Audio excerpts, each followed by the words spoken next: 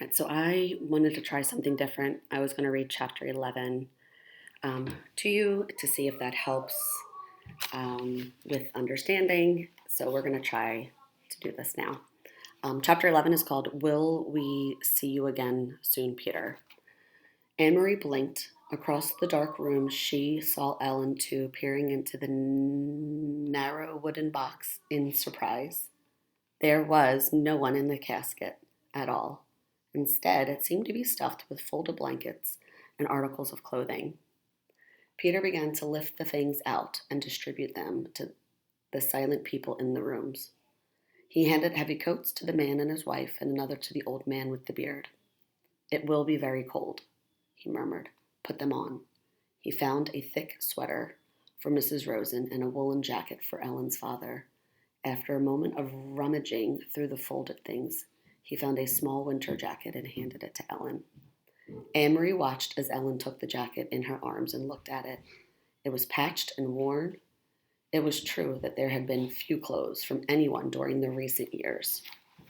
Few new clothes for anyone during the recent years, but still, Anne-Marie's mother had always managed to make clothes for her daughter, often using old things that she was able to take apart and refashion in a way that made them seem brand new. Never had Ellen worn anything so shabby and old, but she put it on, pulled it around her, and buttoned the mismatched buttons. Peter, his arm full of odd pieces of clothing, looked toward the silenced couple with the infant. "I'm sorry," he said to them. "There is nothing for a baby." "I'll find something," Mama said quickly. "The baby must be warm." She left the room and was back in a moment with Kirsty's thick red sweater. "Here," she said softly to the mother. "It will be much too big, but that will make it even warmer for him." The woman spoke for the first time. "Her," she whispered. "She's a girl. Her name is Rachel." Mama smiled and helped her direct the sleeping baby's arms into the sleeves of the sweater. Together, they buttoned the heart-shaped buttons. Kirsty loved that sweater with its heart buttons, until the tiny child was completely encased in the warm red wool. Her eyelids fluttered, but she didn't wake. I'm going to stop here. So we don't know exactly what's going on. Imagine how the room must feel really quiet. Everyone's kind of watching and paying attention, but no one quite knows what's going on. We know that it's going to be cold. We know that they were given directions, and there does seem to be almost like a hurried sense of urgency, to move and to listen. Peter reached into his pocket and took something out. He went to the parents and leaned down toward the baby. He opened the lid of the small bottle in his hand. "How much does she weigh?" Peter asked. "She was 7 pounds when she was born," the young woman replied. "She's gained a little, but not very much. Maybe she weighs 8 pounds now. Maybe no more. A few drops will be enough. Then it has no taste. She won't even notice." The mother tightened her arms around the baby and looked up at Peter, pleading. "Please, no," she said. "She always sleeps all night. Please, she doesn't need it. She won't cry, I promise." Peter's voice was firm. "We can't take a chance," he said.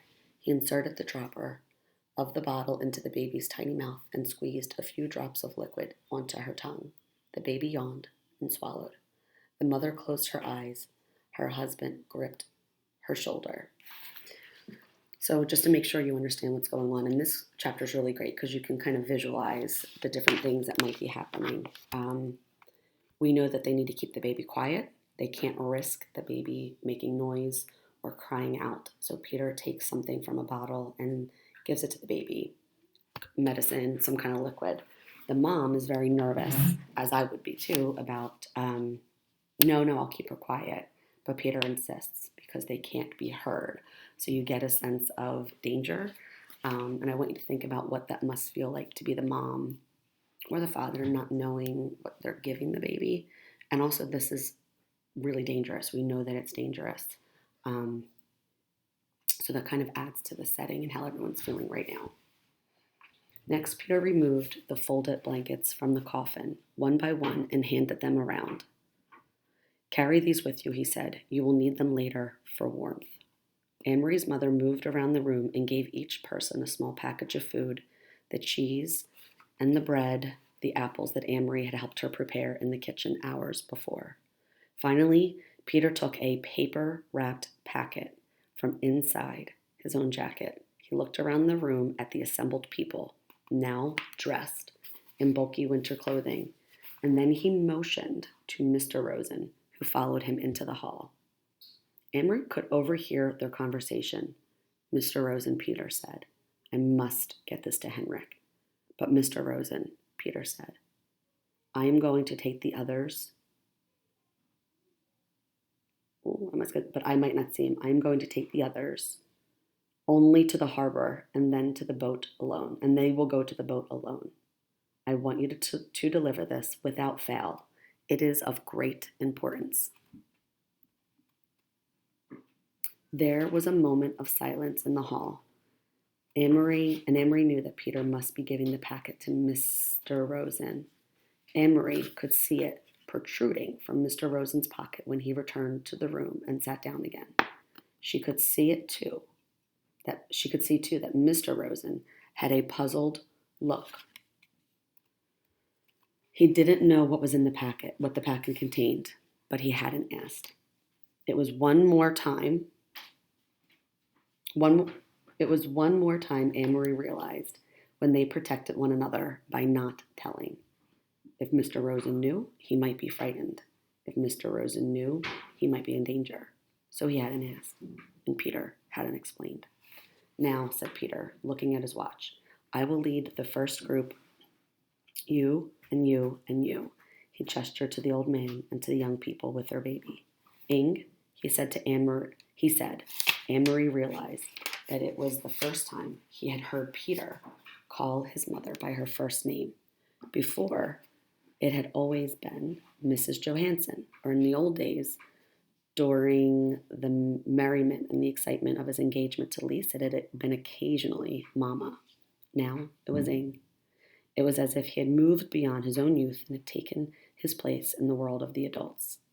Her mother nodded and waited for instructions. "You wait 20 minutes and then bring the Rosens. Don't come sooner. We must be separate on the path, so there's less chance of being seen." Mrs. Johansson nodded again. "Come directly back to the house after you have seen the Rosens safely to Henrik. Stay in the shadows and on the back path. You know that, of course. By the time you get the Rosens to the boat," Peter went on, "I will be gone. As soon as I deliver my group, I must move on. There is other work to be done tonight." He turned to Anne-Marie. "So I will say goodbye to you now." Anne-Marie went to him and gave him a hug. "But will we see you again soon?" she asked. "I hope so," Peter said. "Very soon. Don't grow much more, or you will be taller than I am, little long legs." Anne-Marie smiled, but Peter's comment was no longer the light-hearted fun of the past. It was only a brief grasp that something that had gone. Peter kissed Mama wordlessly, and then he wished the Rosens Godspeed, and he led the others through the door. Mama, Anne-Marie, and the Rosens sat in silence. There was a slight commotion outside the door, and Mama went quickly to look out. In a moment, she was back. "It's all right," she said in response to their looks. "The old man just stumbled," but Peter helped him up. "He didn't seem to be hurt, maybe just his pride," she added, smiling a bit. It was an odd word, pride. Anne-Marie looked at the Rosens, sitting there, wearing the misshapen, ill-fitting clothing, holding ragged blankets folded in their arms, their faces drawn and tired. She remembered the earlier, happier times. Mrs. Rosen, her hair neatly combed and covered, lifting the Sabbath candles, saying the ancient prayer, and Mr. Rosen, sitting in the big chair in their living room studying his thick books, correcting papers, adjusting his glasses, looking up now and then to complain, good-naturedly, about the lack of decent light. She remembered Ellen in the school play, moving confidently across the stage, her gestures sure, her voice clear. all of those things, those sources of pride, the candlesticks, the books, the daydreams of theater had been left behind in Copenhagen. They had nothing with them now. There was only clothing of unknown people for warmth and food from Henrik's farm for survival in the dark path ahead through the woods to freedom. Anne-Marie realized, though, she had not really been told that Uncle Henrik was going to take them in his boat across the sea to Sweden. She knew how frightened Mrs. Rosen was of the sea, its width, its depth, its cold. She knew how frightened Ellen was of the soldiers, their guns and boots, who were certainly looking for them. And she knew how frightened they all must be of their future. But their shoulders were straight as they had been in the past, in the classroom, on the stage, at the Sabbath table. So there were other sources, too, of pride, and they had not left everything behind. This is a great chapter. It almost could be the end of the story. However, we don't know what's happening, but we know that this is definitely a turning point that is leading up. You can see we're kind of, more than halfway through the book, leading up to the climax or the end of the story, and several things that are going on here. This chapter is really focusing on how scared everyone must be. And the author paid really close attention to the individual characters, those minor characters. Ellen's mom, how does she feel? We already know that she's petrified of water. We know that Ellen is really scared of the soldiers. And then also, if you want to imagine, if you put yourself in each character's shoes, Henrik is on the boat somewhere. We know that there's a mom and a dad with their baby. We know that there's this old man. We know that Peter's there, and he says that he has more work to do. So they all are kind of going through their own individual storyline, and having their own feelings and thoughts. Something they didn't mention was that Anne-Marie must be thinking not only about the people that she's watching, but her own friend Ellen, who will be leaving to go to Sweden. And what that must feel like to know that your friend is going to be moving and you don't know when you're going to see them again. All right, so chapter 11, will we see you again soon, Peter? And we'll continue later.